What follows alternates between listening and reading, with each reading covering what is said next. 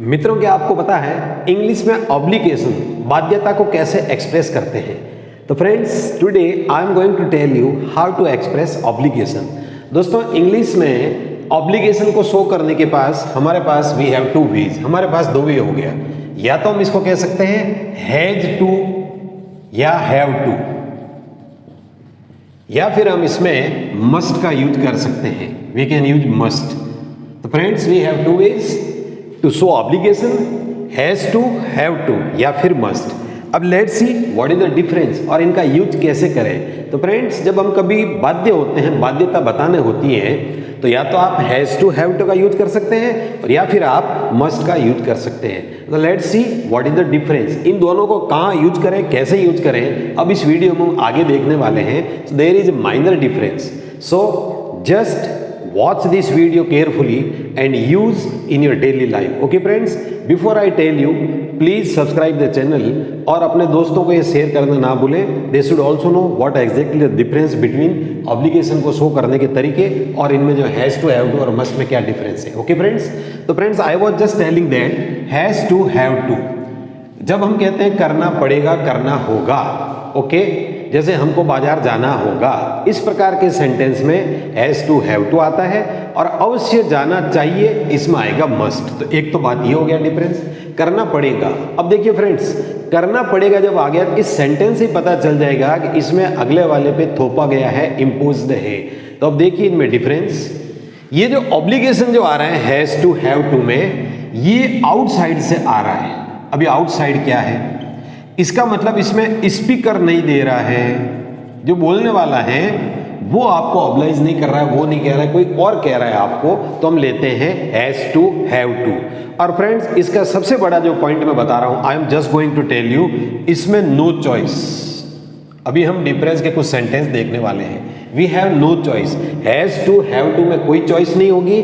On the other hand, जब हम must का यूज करते हैं तो स्पीकर की तरफ से जो है आ रहा है ऑब्लिगेशन। एक तो जो इनसाइड मतलब जो स्पीकर जो है, तो ये स्पीकर की तरफ से ये नहीं आ रहा है, इसमें स्पीकर की तरफ से ऑब्लिगेशन आ रहा है, बोलने वाला आपको कुछ कह रहा है और इसमें कोई थर्ड पर्सन कह रहा है। Okay, that is the major difference.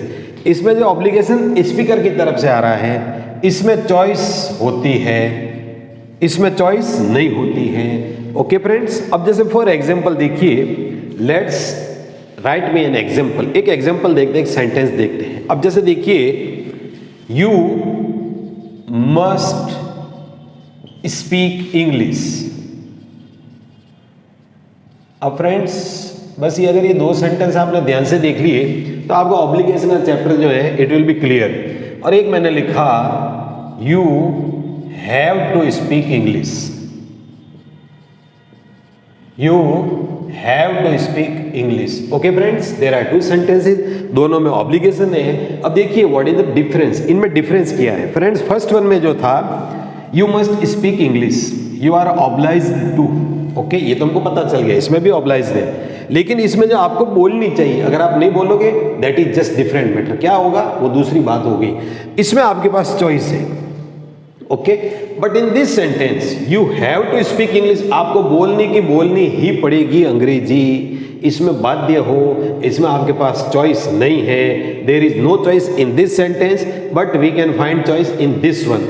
Must में भी ऑब्लिगेशन है, लेकिन मस्ट में चॉइस हो सकती है, हैज टू, हैव टू में चॉइस नहीं होती है। अब मान लिया जैसे यू मस्ट टेल ट्रुथ, आपको सत्य बताना चाहिए। देखिए फ्रेंड्स, ये जो आ रहा है ये स्पीकर की तरफ से जो है आ रहा है और एक ने कहा you have to tell the truth, ये कोई आउटसाइड दूसरी तरफ से आ रहा है। तो स्पीकर की तरफ से जब ऑब्लिगेशन आए तो मस्ट, जिस ऑब्लिगेशन में बाध्यता में जो है चॉइस हो वह मस्ट, और जिस ऑब्लिगेशन में चॉइस नहीं हो, कहीं आउटसाइड बाहर से आ रहा हो, चॉइस नहीं हो, उसमें हम हैज टू, हैव टू का यूज करते हैं।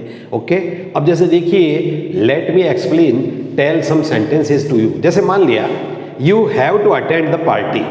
अब फ्रेंड्स, मैंने कहा जैसे you have to attend the party, अब आपको पार्टी अटेंड करनी ही पड़ेगी, करनी ही होगी, आपके पास कोई चॉइस नहीं है। Okay friends, we have to work to earn money, पैसे कमाने के लिए काम करना ही पड़ेगा, इसमें कोई चॉइस है ही नहीं, घर बैठे कोई पैसे नहीं देगा, तो इसमें आएगा we have to work harder to earn money, काम करना ही पड़ेगा, आपके पास कोई चॉइस नहीं है। तो जब चॉइस नहीं होगी हैव टू, या जैसे मैंने कहा जैसे यू मस्ट वेयर हेलमेट, अब आपको हेलमेट लगाना चाहिए। अब देखिए फ्रेंड्स, अब यहाँ पर जो आप नहीं लगाओगे पेनल्टी हो जाएगी या फिर कोई दुर्घटना में हानि हो सकती है, this is just different matter. लेकिन यहाँ पर आपके पास चॉइस है, और अगर मैंने कहा you have to wear helmet, आपको पहनना ही पड़ेगा, बिना पहने जो है मान लिया ऐसा कोई सिस्टम आगे गाड़ी स्टार्ट ही नहीं होगी या आपको जाने नहीं देंगे, तो हैव टू इसमें बाध्यता होती है, साथ में चॉइस होती है, और मस्ट में बाध्यता के साथ there is no choice. Okay friends, तो you must study harder, you have to study harder. अब आपको इसमें डिफरेंस पता चल गया होगा, तो make some of your own sentences, कुछ अपने सेंटेंस बनाएं जिस दोनों में हैज टू, हैव टू और मस्ट का यूज हो। और हाँ friends, I was just telling you that इस हैज टू हैव टू में अगर आपको पास्ट करना है तो आप कुछ नहीं करना है, आपको हैड टू कर दे, बस जस्ट हैड टू। अब मान लिया जैसे कि हमको 4 बजे उठना पड़ता है, इसका मतलब क्या हुआ, आपके पास चॉइस नहीं है, हॉस्टल में रहते हो, 4 बजे उठना है मतलब उठना ही है, हॉस्टल वार्डन आपको उठा देगा, otherwise you will be punished. तो आपने तो कहा हमको 4 बजे उठना होता है, उठना पड़ता है, we have to get up at 4 AM। अगर आपने कहा 4 बजे उठना पड़ा या 4 बजे उठना पड़ता था, ये ऑब्लिगेशन पास्ट में हो जाए अगर, तो हम कहेंगे वी हैड टू। यहां पर जैसे देखिए we had to get up at 4, इसको हम कह सकते हैं you had to speak English, आपको अंग्रेजी बोलनी पड़ती थी। अब जब ऑब्लिगेशन था पास्ट में, कोई चॉइस नहीं थी। ओके, अब जैसे हम जब in our childhood we had to reach school at 7, हमको 7 बजे स्कूल पहुंचना पड़ता था, कोई चॉइस नहीं थी। ओके फ्रेंड्स, तो इनको जो है इनके माइनर जो है डिफरेंस को just feel and make some of your own sentences and share with your friends. Okay friends, I hope that this topic of obligation is clear to you now. Stay tuned with us. Meet in next video. Thank you.